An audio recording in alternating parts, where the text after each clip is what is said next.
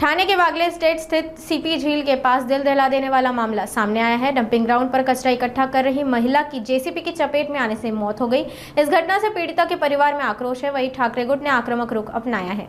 ठाणे नगर निगम के कचरा प्रबंधन के सिस्टम पर सवाल खड़ा करती इस घटना में महिला की मौत के बाद परिवार वालों ने खूब हंगामा मचाया। मृत महिला और परिवार के लिए न्याय की मांग को लेकर परिवार वाले महिला के शव के सतह सीधे महानगर पालिका के मुख्यालय पहुंच गए। इसके साथ ही ठाकरे गुट भी मृतक महिला के परिवार के समर्थन में उतर आया। ठाणे मनपा के अधिकारियों के सामने ये गंभीर मुद्दा उठाया गया। मृतका के परिवार ने मृतक महिला के बेटे के लिए नौकरी और आर्थिक सहायता के न्याय की मांग की है। अधिकारियों ने इन मांगों को स्वीकार करते हुए डंपिंग यार्ड को 15 दिनों के भीतर हटाने का आश्वासन दिया। वहीं ठाकरे गुट ने मांग जल्दी पूरी नहीं होने पर तीव्र आंदोलन की चेतावनी दी है। काल जवळजवळ 4:30च्या दरम्यान ही घटना घडलेली आहे। पॉकलँडच्या त्या फावड्यामध्ये अक्षरशः त्या ड्रायव्हरनं ती बॉडी उचलून डंपरमध्ये टाकली होती आणि त्या डंपरच्या ड्रायव्हरला माहीत पडलं की आतमध्ये काहीतरी बॉडी दिसते म्हणून ते त्यानंतर त्यांनी बॉडी बाहेर काढली आणि त्यानंतर सर्व स्थानिक लोकांना ते कळालं। बाजूलाच ते जयभीमनगर या ठिकाणी रहिवासी होतात, जवळजवळ 30-35 वर्षापासून ते रहिवासी आहेत, त्यांचा मुलगा आहे इथे।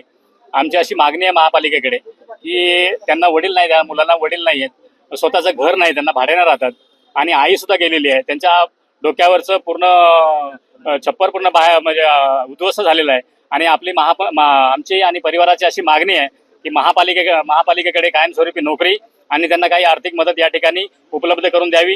कालपासून आम्ही त्यांची रात्री आमची 10:30-11 वाजता बोलणं झालं होतं कवळे यांच्याशी, तर ते सकाळी 10 वाजेपर्यंत कॉल करून फोन करून म्हटले होते, परंतु त्यांनी काय 10 वाजेपर्यंत काय कॉल केला नाही। आम्ही 11 वाजले तरी पण वाट बघितली। शेवटी आम्ही त्यांना कॉल करून विचारलं तेव्हा त्यांनी थोडीशी परत म्हणजे संभ्रमाची भूमिका घेतली आणि त्यानंतर आम्ही निर्णय घेतला की या महापालिकेच्या समोर बॉडी घेऊन आपल्याला जाऊन संबंधित अधिकाऱ्यांशी चर्चा करायची। पत्रव्यवहार आता संबंधित अधिकाऱ्यांशी चर्चेसाठी बोलवलेला आहे।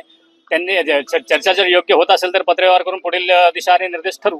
आपण ऐकलंच असेल की जवळजवळ 5 वर्षापासून त्यांची कॅसेट तीच आहे की ते हस्तांतरण केंद्र आहे, परंतु आपण सगळ्या मीडियाच्या चॅनलच्या माध्यमातून आपले कॅमेरे तिथे गेलेले आहेत।